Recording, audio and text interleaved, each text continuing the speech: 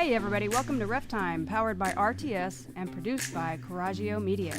I'm Tanya. And I'm Crane.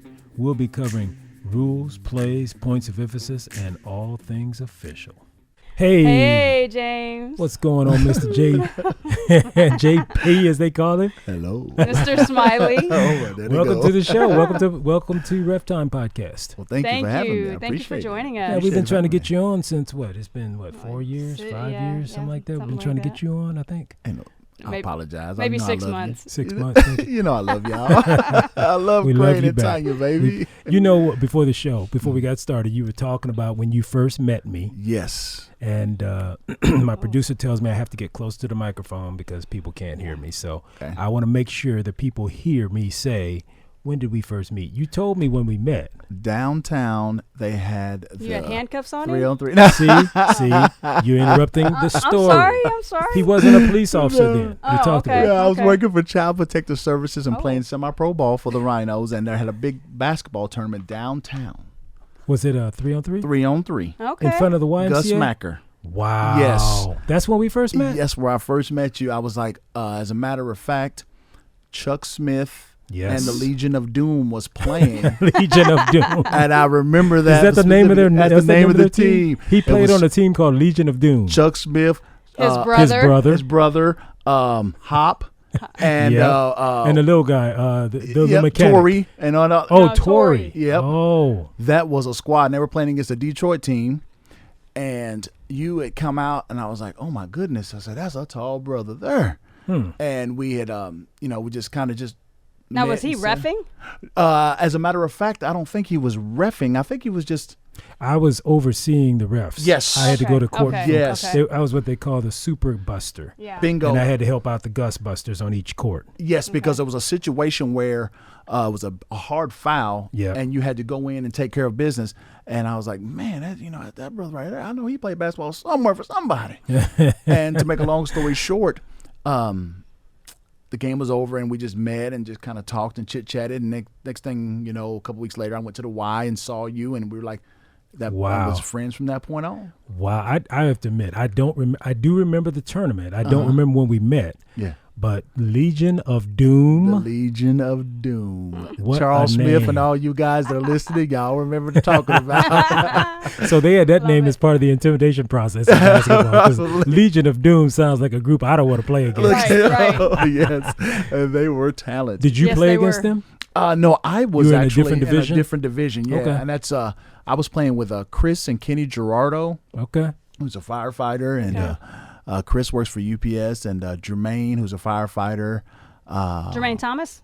Yes. Okay. Yes, Jermaine and a couple other guys. And I've been trying to get Jermaine to get his license. Yes, Jermaine, if you're out there, yes. And we'll talk about that, I'm sure, during this podcast. Well, we're going to get Jermaine. We got to get him. Sounds That's good. part of what we do is get people into officiating. And that's great. So I'm glad you were able to make it out with us. One of the things we do want to start out with was I gotta brag on my partner here. She came out with our, what is it called? This is our format. Our format. Okay. And we have first quarter, second quarter conversation, halftime, third quarter, and the fourth quarter. That sounds like a game. It's simple. That was so simple. It was so simple. He acts like I came up with something miraculous. Oh, I had to announce it because she was like, well, first quarter, we'll talk about why they got into officiating, what your profession is, and your career highlights. So Ain't that obviously smooth? we can That's see what smooth, your isn't it? profession That's is, right? smooth. I mean, I came up with some I'm things. telling you, hey, she's smooth. That's from Miami. Miami County. And you got to talk about that, too. He was talking about when he got a chance to referee down in your stomping now. Yeah. So old stomping grounds. Yes.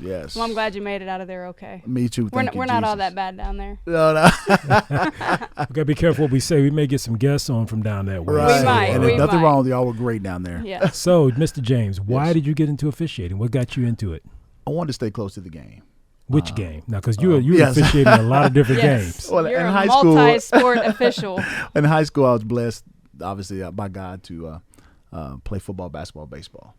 And I love sports. And that was a way that I was able to get out of Murray, where I'm originally from, which is a great place. Murray, what's Murray, Kentucky. Murray, Okay. Kentucky. Yeah, we're about 8 miles outside from the Tennessee state line. Okay. Very diverse community, and Murray State University. Mm-hmm. is I've heard of that. there. So after that, after playing football at Louisville and stuff and coming here, I wanted to stay close to the game. And that was an opportunity for me to do so. Clark Hamilton.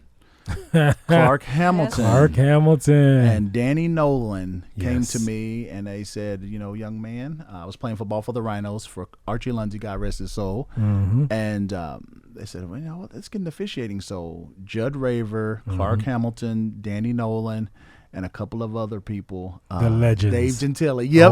The legends. Those guys came and we met at the we got to get Dave on, too. Been trying to get Dave Gentile on. Yeah. So I'm going to have you go arrest him, put him in the car, and bring him down here. Dave, I'm coming to get you. Yeah, it's coming to get you. And then that was an opportunity for me to take my test and I just loved it. Loved it. I mean. Which was the first sport you got into, James? Basketball. Basketball was the first sport. So out of the sports you played in high school, basketball, baseball, and football, which one was your favorite sport? Football. Which one were you best at? If you ask my coach said baseball. Okay. What position in baseball? I was a catcher. Loved it. The thing about catching, when I played baseball as a kid in Little League at Weiser Park, which is where I grew up around, they put me at catcher because I was a short, fat kid. True story. And that kneeling down, what is it called? You get down in the catcher's position. Yes, it would hurt my knees because later on I started sprouting up. Yes. So you didn't have any knee problems? Not during the high school career. Never had any knee problems.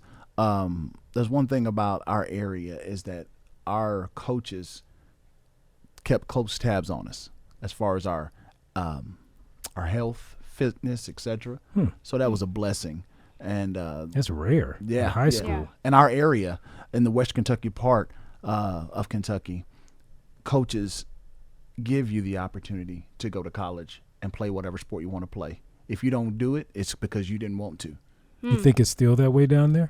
I went home and coaches are still helping athletes. Now keep in mind, they're going to make sure you get the grades because you're a student athlete, not an athlete student.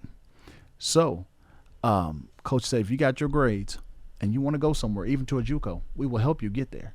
But you're not going to play around. This is not a game because if I put my name out there, you're going to perform the way I see you perform here. Yep. And that's how it works down there. Do you see a difference in this area? I'm not asking you to call out any schools, any coaches. I'm just asking you, do you see a major difference in the way kids are treated in that area versus in this area? I do. Okay. I do. And, I love this. I love Fort Wayne. Fort Wayne has been fantastic to me. All the coaches are great. Love them to death. I mean, even if we don't always agree, at the end of the day, we shake hands. It's all a game. But down there, they'll call you in the office and they'll ask you when you're a freshman. I can remember my conversation from my coach. What is it that you want to do? How far do you want to go in football? How far do you want to go in basketball? How far do you want to go in baseball? Coach, I want to go to college. Well, when I yell at you and when I tell you to do things, remember that. Now, I gotta ask you, though. You were a standout athlete, correct? I don't know. I mean, looking back on high school, do you think you were a standout compared to your predecessors who were, with you? Do you think you were one of the standout athletes? Yeah. With all honesty, thank you, God. With all honesty, I mean that. Yeah. I get that impression. So, I guess my question centers around: do you think they had that conversation? You may not know, but do you think they had that same conversation with students who were not standout athletes? Because I was not a standout athlete in college. I mean, in high school, I didn't honestly learn how to play basketball until I went to college, and I learned how to play basketball, really playing, my junior year in college. Okay. So I wouldn't have gotten that conversation. I'm assuming coaches wouldn't have called me in and had that conversation. Well, down there, when you try for football as a freshman on the varsity level, they have a conversation with you. And as a freshman on the varsity level, okay. Yes. No, yes. I was not in basketball because that's the only sport I played. I was not. No, I was not going to be playing varsity level as a freshman. And there's one thing about our area as well. I mean, there's nothing there. I mean, Nashville is an hour and 30 minutes away. And take Murray State out of Murray, and there's nothing. However, there's a lot of love there, and there's a lot of people that will back you and put their name out for you, and that's what matters to me. And I know when I was going through sports, when I decided to play, once again, God's given ability. As an 8th grader, I happened to play for the varsity, and they were like, my mom was nervous at first. She was like, my baby's out there. He's 12, my baby. 13. Yeah. So the first time I took my first hit in high school, and I was an 8th grader, and I got up, and she goes, "That's right, you better get up." 1 minute you're her baby, and the next minute she's my like, baby "You better get up." Exactly. Yeah, her mama's like, if you're gonna be out there, yes, you better play that sport correctly. Absolutely. All right, so now you officiate football, basketball, and also baseball. Yes, ma'am. Do you do any other sports besides those? I have a license in track and softball. I have just not done a lot. Okay.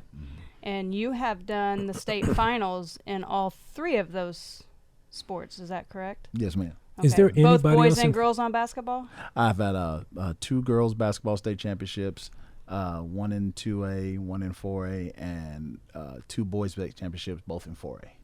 Are you trying to hit all the different divisions of the state final? No. That'd be a smooth goal, though. No, I would be. I would be.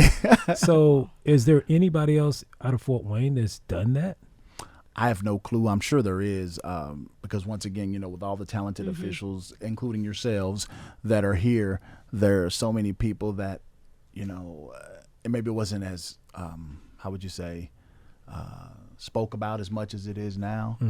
But yeah, I'm sure there's some officials that have done that. We may have to do a show on that. We may have to find out. Are you due for another state final this year in one of your? I just did the boys and girls this year in basketball. Okay. So baseball, I'm due for a regional. Football, Jimmy Craig's our crew chief. We just did a state 2 years ago. We did Center Grove and Westfield. Okay. So that was a blast. So you have not done state in baseball yet? Yes, I've done 4 baseball. Oh, I'm sorry. Baseball, basketball, boys and football. girls. Yes. Yeah. Boys and girls. And basketball. Okay, basketball. Yeah. Huh. Yeah. Okay. Yes. I knew I had some big shoes to fill, but I must have to start hanging out with him more. Yeah. Now, come on. So now that that makes me wonder, and I know a lot of newer officials as well as some veterans will be wondering, what would you say is a key factor in being able to get to the state level in any given sport, since you've seen three different sports at the highest level? Well, once again, all glory be to God on the real. Yes, sir. Just understand, just understand that it's student athletes. These are kids they need guidance. We're teaching them. We're teaching them how to play the game and understand that it is a game. However, there are rules. Even in life, there are rules. Even as a police officer, there's rules that we have to follow. And when a coach yells and screams at me and calls me everything but a child of God at the end of the night, I try to make it a point to talk to that coach and be like, "Coach, you good?" He said, "Oh, yeah, we're good, James. I'm just frustrated." I said, "I understand that, Coach, and that's okay. I don't take offense. I got big shoulders." Speaking of that, up until maybe a year or 2 ago, I'm pretty sure that you had probably the longest standing record of being a basketball official and not giving a technical foul. Is that accurate? I thought I was going to bring that up. This is juicy. Come on, James. You just talk about that before you walk in. Okay, I missed that. I've given a total of 1 technical in 23 years. Oh my goodness! And that's been recent. Yeah. That was, as a matter of fact, I happened to be working a place south of here with 2 great officials, Jeff Meeks and Brett Ratliff, and a coach just kept on, and Meeksy had told him, I don't know Meeksy will tell you like it is, and Ratliff said, "Hold on, wait a minute." And then next thing you know, he came out and puffed out his chest, and I was like, "Oh." So at that point in time, I really thought I was going to lose my license, because the way he approached me or was walking towards me was a way that, as an officer, we learned that it's aggressive. Yeah, it's and to prepare yourself. Yes, exactly right. So shout out to the academy, Fort Wayne Police Academy. Thank you, Jesus. Taught me to be alert, and next thing you know, I think he came to his senses and realized, hey, that guy's a police officer. So when you touch him, whatever happens after that could be detrimental not only to you, but to him. But like I said, by the grace of God, he intervened, and that was it. But I Radcliffe did? Yes. Okay. And so you think the guy was going to put his hands on you? I think it was. I think he was trying to make a statement. Okay. It was it was a rival game. I don't want to say the schools, but it was a rival game, and it was holiday season. And the kids were out of school, so he had nothing to do other than to prepare for maybe a holiday tournament or something after that day. But I was hotter than a July firecracker. I really was. Oh, you got upset? I was hot. I have only seen James upset one time in my life. Now, you might not remember this story. You and I were doing they call it the YMCA a corporate challenge. Downtown YMCA. You do remember. Yeah. You and I were roughing the game together. And this was lighthearted, just corporate people coming together. And supposed to be lighthearted. Supposed to be. Yes. Okay. But we all know how people get in the sports arena. Yes. And so I don't remember all the details, but I remember there was a guy and he started coming unglued. And James had enough. And he looked at that guy, and I never saw that look in James' eye. And I looked at him, and I thought, oh, Lord, this a big football dude. How am I going to stop him? When he stopped smiling? Yes, there's a problem. So I remember the guy said something to James that he shouldn't have said, and James looked at him, and he said something back, which was very surprising to me. And I think James said something like, do you know who I am? Do you know what can happen to you? And I looked at the guy. I looked at the guy. He said something like that. And I looked at the guy, and I said, you might want to step back. This is a police officer. And the guy was like, oh. And James, that's right. You can go to jail. I can make it happen. And I thought, okay, James, he's leaving it alone. James like, no. Yeah. And he kept coming. I was like, oh, Lord. I'm going to get broke in the middle of these two guys. Well, there was a similar situation. I won't name the official or the school or anything, but there was a similar situation this year where a coach just like lost his mind and was coming across the court at this guy. Now, mind you, this guy is nothing but muscle. Yeah. Big guy. And the coach, not so much. And I'm thinking, he's making a beeline for this official. And that official he's also in law enforcement. Yes. Not a police officer, but yes. You probably know who we're talking about. Oh, absolutely. Yep. You probably heard about the story. Yeah. Oh, yes. Yes. And that was just dumb on that coach's part. Well, and luckily, I believe the AD came out and yanked the coach. And, it's just, again, student athletes. We should be training, teaching at all times. And what are you teaching these kids when you as an adult make a beeline for another adult to try to put your hands on that person? Absolutely. What are we teaching our kids at that point? Now that reminds me of a story with you one time when I was talking to you. I don't remember where we were, and I was saying, James, how is it that you always wear a smile on your face? How can you always be in this environment and have the biggest smile that everybody loves? And you said to me something like, well, Crane, as a police officer, a lot of these people don't understand what I have to deal with on a daily basis. So when I come out here and they lose their minds over a sporting event, I'm just looking at them going, y'all don't know. He said, I can't do nothing but smile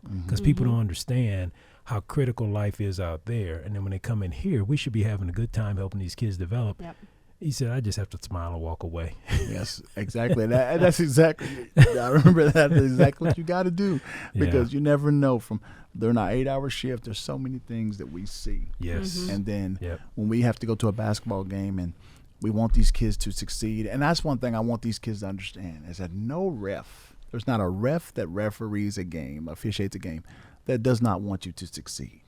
Yep. From the first man in basketball to the 12th man, from the first man in football to the 80th man or whatever, and in baseball to the 9th man or whatever. We want you all to succeed. That's true. And that's what I tell them. I say, hey, you know what? When you get in the game, regardless of the time you get in the game, give it all you got. So this theory that officials cheat. Why?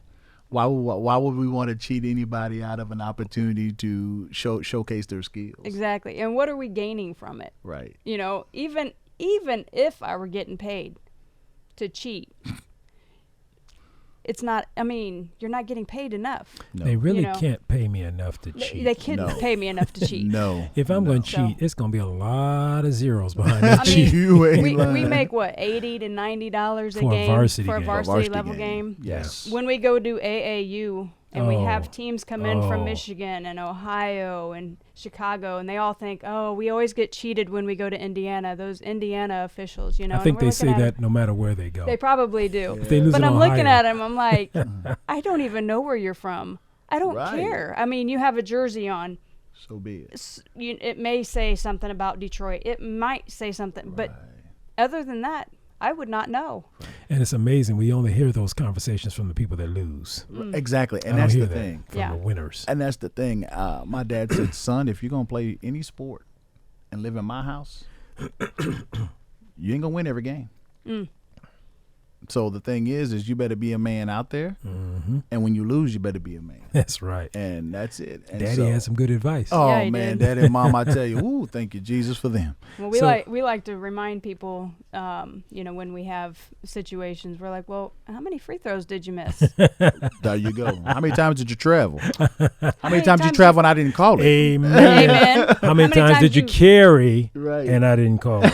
How many times did you throw the ball away? Right. And how many layups did you miss? There you go. How many wide open jump shots did you miss? Right. How many jacked up threes did you throw up there? How many errors did you have out there in the field? There you go. Let's speak other sports too. You know that. Yes. Out there on the field. How many times you hold and I didn't call it or I called it or whatever. Yeah. And I tell the kids, and the position that I am in football, I'm able to talk to the interior linemen.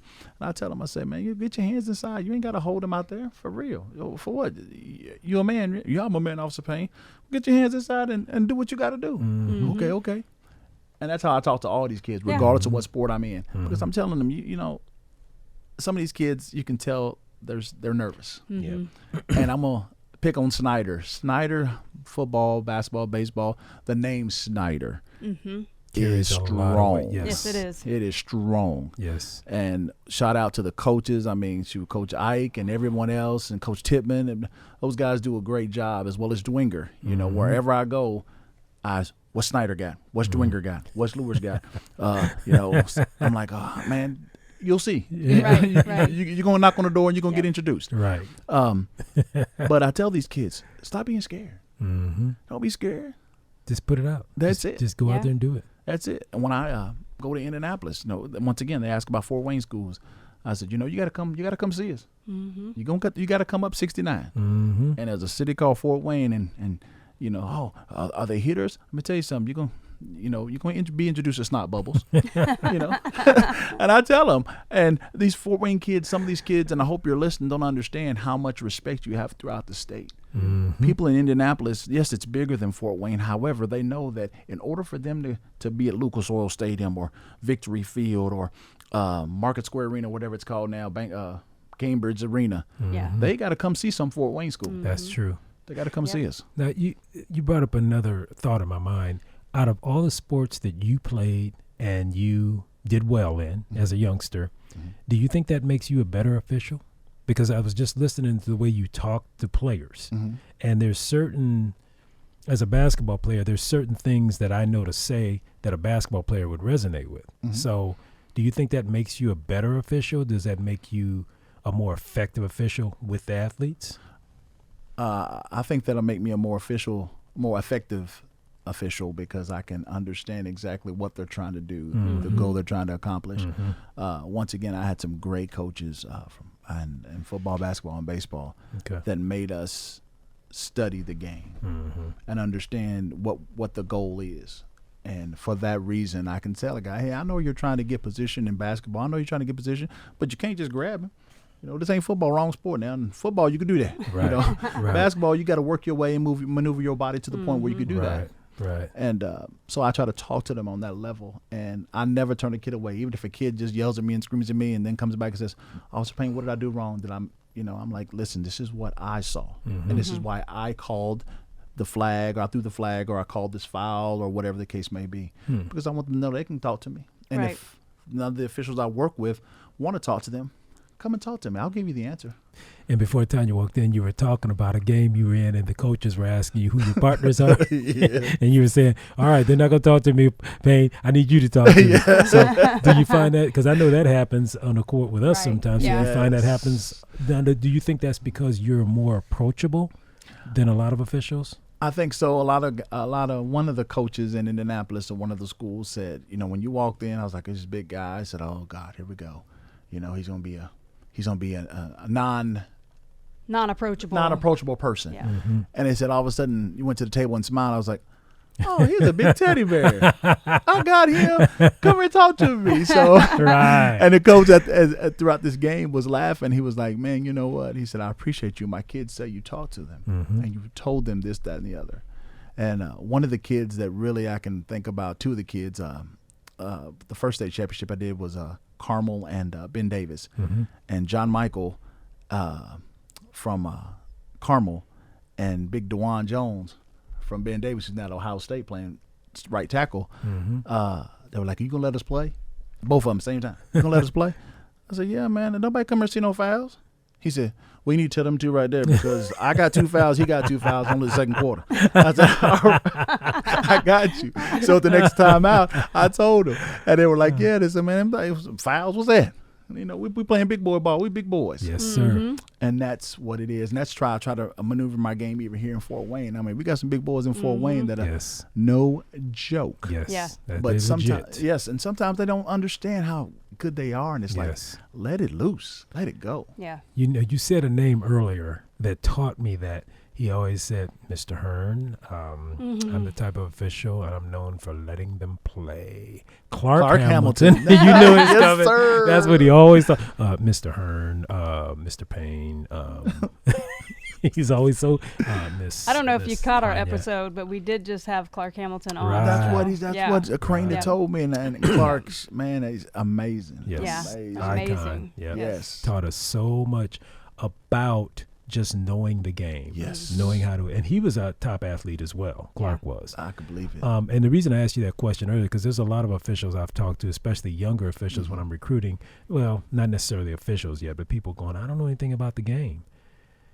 I don't know if you have to know anything about the game, but that's why I asked you, does it help you as an official? But you answered it well because you know what they're trying to do, so you can talk them in and out of things. There you go. I mean, we do have we have some really good officials that have never played. Yeah, I can think of one. Yes. Bob Childers. I don't know what sport he played, right? But Bob is just a rules guy. Yeah, BMO Smooth. That's why I call him. I call him BMO Smooth. I mean, if you are confused on something, you need clarification on a rule. Call Bob Childers. Bob. Yes, absolutely. So. I've been wanting to phone a friend that said, James, you got 5 minutes to make this call. Hey, Bob. I got a question. You better hope he answers on. Exactly. He's not on the court somewhere. Exactly. But for those officials who haven't never played, they know the concept of the game. Right. And that's what you got to know. And be approachable and talk to these people. Right. Communication skills are so key when it comes to officiating. Correct. So. Yep. So what would you say has been a career highlight for you so far? I mean, you've named a lot of them. Well, we've named 4 state finals. So, so you've got a lot to choose from. So out of all the things you've had you say you've been blessed to be a part of, what would you say have been a career highlight? Maybe 1 or 2 career highlights. Oh, man. Wow, the state championship in football. I mean, you got the football crew sharing that day. Our crew leader, our crew chief is Jimmy Craig. We got the Mark Metler, Mark Stultz, Mark Herberger, myself, and they call us the James and Mark crew. And is that 5-person? 5 crew? guys, yes, huh? Is that the typical number for football? Is it 5? Yes, it is. Okay. In high school, okay. And then of course you go up to college, you got 7 and 8 man, and but that was amazing to see those athletes. The first state championship was Cathedral, and I think it was Westfield. And the kid that was a running back for Cathedral plays now for Washington, the Commanders or whatever they're called now. Okay. Wow. And then you've got so many guys, I mean, that go Division I, to the NFL. I mean, but one of my greatest things that come to mind was Jalen Smith. When Jalen Smith went and his class went down to Tipton, that was an environment that reminded me of home. Okay. And what I say by that is everybody was there. The lights was off in Tipton, Indiana that night. And Jalen Smith came, and there was some slurs that were said that were not so nice. And Jalen said to me, Officer Payne, did you hear what he said? I said, yeah, Big J, I got you.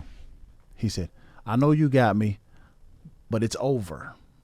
At this point in time, Lures was down by 7. After Jalen said it was over, Lures won by 7. He took over. So that slur just motivated him. That was it. That was a wrong thing to say. Yes. Because he's all about being a good athlete. Yes. And when you take it personal, he'll go personal with you. Man, I said to myself, being in the middle, you hear a lot of things, and he took a pitch, and if you got YouTube, you look up that highlight. He took a pitch at the 2-yard line, his own 2-yard line, and took it 98 yards and threw the ball into the stands at Tipton and said, "That's it." That day he won Mr. Football. That day he won Mr. Football because the state was there and they said, he is the real deal. Then he turns around on defense, gets the interception, makes 6 or 7 tackles, him and Kendrick Mullen and Evan and all. Oh, it went crazy. I said, oh, Lord. And then the fans tried to fight us as officials as we were walking to the locker room. That's interesting. So are there any other police officers on your football crew? None. And even, so you the only one that was licensed to shoot and kill? Yes. And that night was, when I say it was nervous, that's the most nervous I've been as an official as far as getting attacked. Now that's interesting, James, because as a police officer, I'm sitting here knowing you and knowing your spirit. Mm-hmm. I'm thinking that you have a mindset of, I'm nervous because I may have to hurt somebody. Yes. Mm-hmm. That was my biggest fear. And as we're walking out, they were saying things to us that we cheated. Once again, we didn't cheat. Jalen Smith took over, and that's what happened. And the athletic director just shook his head. He said, "No, they didn't cheat. He said, you shut up, Jim, or whatever his name was." Wow. And it was like, we should beat them all up. And at that point in time, once again, being in the Fort Wayne Police Department and going through our police academy, you pick up words and actions of others that get you prepared to do what you need to do. Right. And at this point in time, I told the athletic director, move.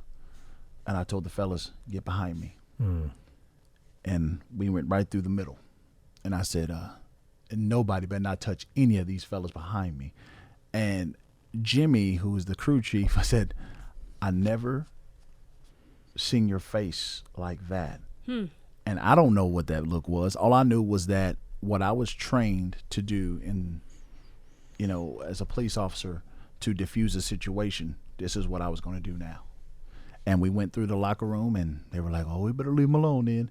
Like, yeah, today better be the day. You better leave us alone today. Yeah. So talk a little bit about that, James, your profession. Oh, yes. Oh, I love it. Fort Wayne Police Department, 20-year veteran.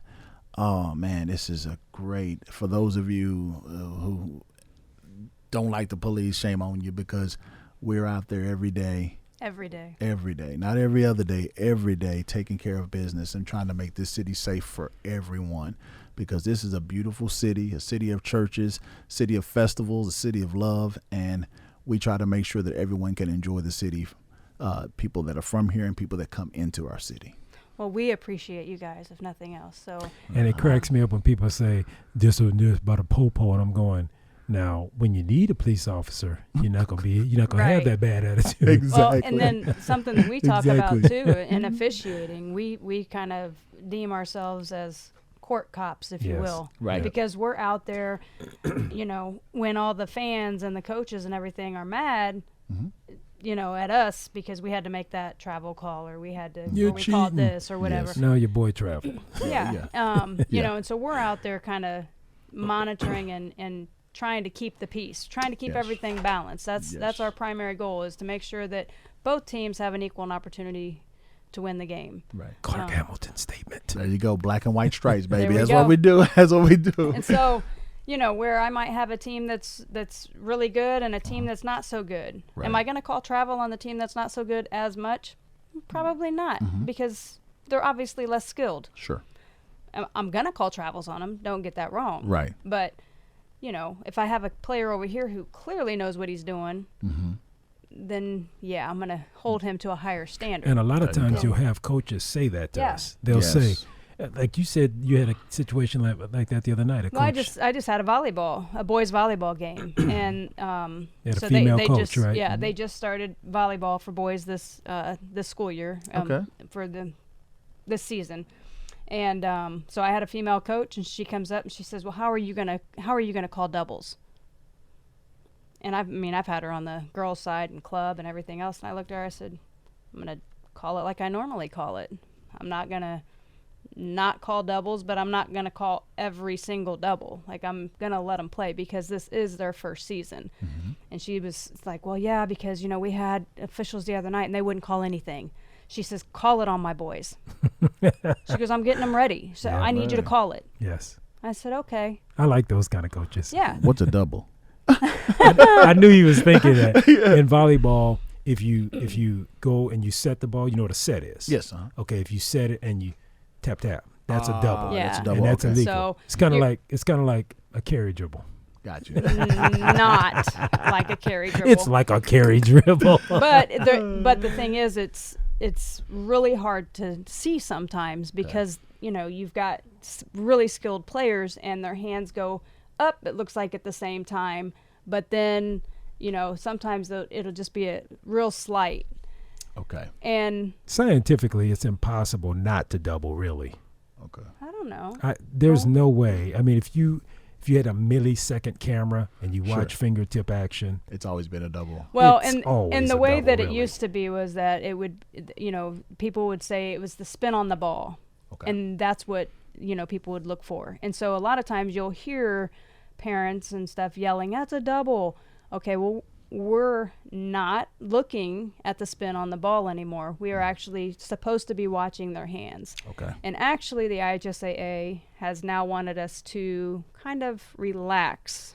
So on we're calling the not doubles. Okay. supposed to call them as much. Like, it has to be egregious Okay. for us to actually call a double. Because they're saying that it slows down the speed of the game. Because Well- volleyball is a game that has been revamped to be speedier, Okay. faster. They've gone to the Yeah. rally scoring several years ago, which when you and I were going to school, well, I'm much older, but when you were going to school, volleyball was you would score when you served. Yes. That was the only time you could serve. That was the only time you could score. But that's now all you changed. score every Every time. time the other team Somebody messes scores. up, there's a Okay. score. Oh, okay. So, It sped up the game considerably. and you weren't, All right. and when you served the ball, you weren't supposed to be able to touch the net at all. Now the ball can actually hit the net and fall over on the other side. Yep. Oh, they called that a fault back when we were Right. schooling. Right. It's not a fault anymore. It's not. They've changed the rules and made the game faster. But Okay. other sports, they've done the Oh, same yeah. thing. Sure. Football, baseball, basketball, everything's been baseball. I heard about recently. Yeah, with the time. Yes. The pitch count as well as the time. Everything the pitch is count. speeding up. Yes. Yes. Yeah. Well, I mean, the players have sped up. Oh, yes, Lord. I mean, they've gotten stronger, faster. Yes. So obviously we have to, Right. keep up on the rules and everything as well. But Right. so as far as a double, like that's, and again, it's something that is to the judgment of the official. Correct. There you go. And so I think that's another reason that they're wanting us to kind of relax on it, because my Judgment is judgment is such a different from his yeah, judgment. right. I will call more doubles in a game than he would. Okay. I'm kind of like James Payne with technical fouls. I don't Right, know what you're talking about. Yeah. Got it. I There's see, nothing wrong. I see nothing. Exactly. I see Right. nothing. Coach hit me in the back of the head with a basketball. I'm like, Coach, what's going on now? Come on, man. Yeah. So, but I forget where we were going with that, but. Yeah, doubles. So I mean, when the coaches come up and they tell you, yeah, we want you to, be strict on this, call it. Okay. And so, she goes, yeah, they were making my blood pressure rise the other night. And I said, well, Coach, I don't want to make your blood pressure rise. So by the time I got, when I got done with the game and everything, I went over there and I said, so, did your blood pressure go up? And she goes, nope, you're perfect. Great job. That's I was beautiful. like, yes. Now, when the new sports come out like that, it's a fun time. Oh, because it is what so you were much talking about fun. earlier. Now It is you've so got much fun. pure sports. Yes. Basketball. Boys volleyball Yeah. is just started. I have my second boys volleyball match this Wednesday, and I've already done one. Passed, yeah. No, I have my first one coming up. My second one's coming up this Wednesday. Oh, okay. Wow. And it's fun because my first one is at Huntington North, Okay. and I forgot Columbia City. Columbia City boys Okay. team was playing against Huntington North. Huntington beat them pretty easy in 3 because it It goes best out of 5 now. It used to be 2 out of 3. Now varsity's 3 out of 5. 3 out of 5, okay. And every set is to 25 except the deciding set, which is a 5th set. So if they go to 5, it's to 15. Yeah, they go to 15 and not 25. So I'm doing this match. I'm the up official, and my partner's down, and he's over there in front of the table. When we get done, I'm walking across my court or across the court. The 2 coaches are standing at the net talking. So I walked up to them and said, "Hey, coaches, how do we do for you tonight?" And the Columbia City coach, the losing coach, he looks at me. He goes, "Oh, you were excellent. You're always excellent." And I said, "No, seriously." He goes, No, I always love having you because you always make sure that the kids get a chance to play." I said, "Thanks." I looked at the other coach. He joked and he says, "Well," he goes, No. He says, "Really, I didn't have any complaints, but he was asking for doubles, a double or carries. He wanted some lifts." And I told him, I said, "I'm be honest with you, coach. I'm kind of an old school official. Now I believe in letting kids play. And if it's not really, really, really obvious, you're not going to hear my whistle." Mm-hmm. And he goes, "I'm cool with that." Right. And they both said, I actually have them coming up in the next week or 2. Okay. So. And I felt good walking away because when I was a younger official, I didn't care what coaches thought. This is the way I'm going to call it. You got a problem with it, you got a problem with it.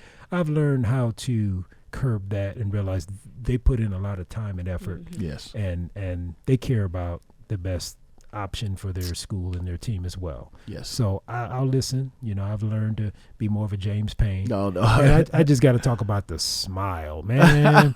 I have learned to copy the James Payne smile. You can never copy the James Payne smile. But I am still working on it. I'm going to keep working on it. One day I will get there. That is something that is just natural. Oh, my goodness. But I'm telling you, man, it really, I've learned a lot from you. We had some volleyball this past weekend. Mm-hmm. I have to remember talking to the microphone. My producer will get me. we had some games this weekend out of Sport 1, and I remember there was a father that came up to me, and you never know what you're going to get when these parents walk up to you. Right. You're exactly you right. You just never know. But he walks up to me. He says, "Hey." And I said, "Yes, sir." And he goes, "I just want to tell you." And he had a smile. I was like, "Okay, this is going to be good, I hope." So he says, "I got to shake your hand." I said, "Okay." I shook his hand. He said, "I just got to compliment you." He said, "All the other parents feel the same way." And I'm thinking, James Payne. and he says, "Really?" He said, "You walked in, and the way you interact with these girls, man, they just love working with you, and they have such a good time." Mm-hmm. And he said, "You always smiling." And I said, I'm saying to myself, James Payne. No. James Payne, Clark Hamilton, James Payne. I tell you, I'm glad if I can do that, great. Great. So we're gonna go into why do you think we have such a need right now of officials? Because it's across the board, like every sport and every state. I'm under the impression that people sometimes just don't like the way that the crowd reacts. Mm-hmm. And coaches react. I think sometimes some of these people are turned away by getting yelled at, and I'm not going to say criticized, but questioned about their calls, and they get frustrated. Some people get frustrated because they don't feel like they're moving at the rate that they feel like they deserve to move at. Okay. I tell those people, smile more. I'm sorry.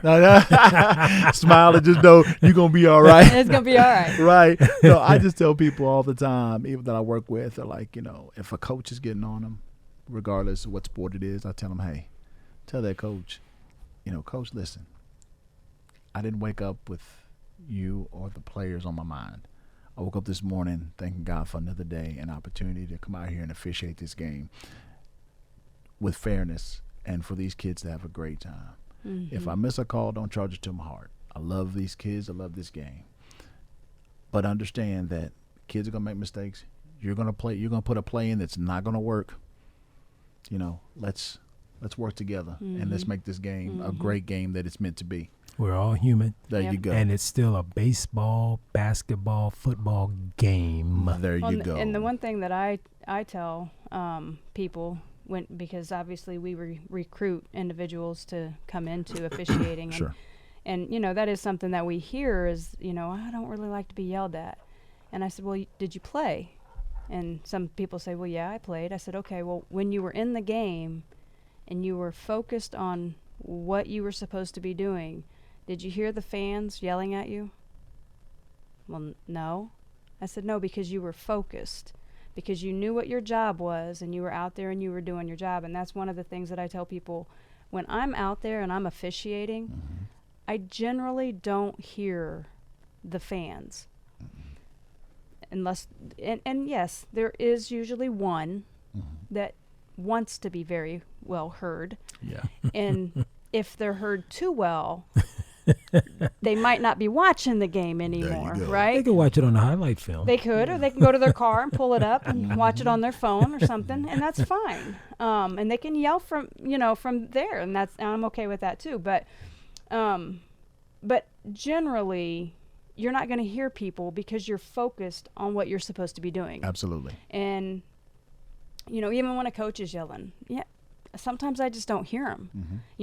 And I mean, sometimes they're yelling timeout, and we're so focused, or we're watching something that we legitimately don't hear them calling for timeout. True. And so, that's one of the things I like to tell people is, okay, so what? We get yelled at. Okay, it's okay. Again, you probably won't hear it. And training. And that's where we come in. If we train you and you get trained properly, then you're also being trained on how to deal with certain situations. And so James, in terms of recruiting and training, which is what we do through our school, referee training school, which you've come to speak to a couple of our classes, haven't you? Yes, I sure have. I sure have. And we really appreciated that. And we're going to get you back. Yes. And because we actually have a class starting May 1st. That's true. So, that's true. I can get you coming out in sometime in May. So. I'm good. Okay. So from the standpoint of recruiting and training, what do you think that we can do as recruiters and trainers? What can we do to attract more people to officiating? I think telling them that this is an opportunity that they have to give back to the community. They can give back to the community and to this game and and feel good about themselves doing so by officiating. I mean, it feels good. Now, I think, and I'm not dogging your answer, but I think the older officials, people like us and maybe a little younger, they might be attracted to that. Do you really think the younger generation cares about giving back? I think some of the younger officials I've spoken to, when I broke it down to them, when they decided to get their license, I told them, I said, listen, this is a great opportunity for you to get close to the game. Some of the people you'll know, some of the people you don't know, but you build friendships. This fraternity that we have of officials is something that is amazing. It is. And it's great when you go out of town. It's like, oh, I know such and such. Oh, hey, what's happening? Yeah. It is a great opportunity to get to know people, make money, have fun, and sky's the limit. I mean, for a young official, you come in this profession 18, 19, 20 years old, next thing you know, we'll see you on the NBA or WNBA or NFL or whatever, MLB. You're so right. I remember having a conversation with our daughter, Sydney, and I remember one time she was traveling. She goes, wow, Dad, every time we go somewhere, you know people. We're in another city and you know people. We were in another state and we ran into people that you know. See, look, see? But you're right. Officiating can do that for you. Yes. Because like you said, it's kind of a fraternity, a sorority of sorts. Absolutely. And which brings me to another question. What do you think about getting more females involved? Oh, I think that is a great thing. I think that is the more females we have, the better. Because they have input in this game as well, in sports. And they need to be given the same opportunity that men have. Have you had a chance to work with very many females? I have. Which sports? Great. All of them, except for baseball. Okay. Football, Amanda Bender out of South Bend. I've worked with Amanda. I've worked with a couple of other ladies who I didn't get their names because we were just running around like chickens with our heads cut off in college football. Basketball. Several fish, Carmen Hogg, this lady right beside Miss Hearn, and several other female officials. Have you worked with our daughter yet, Sydney? I have not worked with Sid. Oh man, we got to get you and Sydney together. That's what I'm talking about. Yes.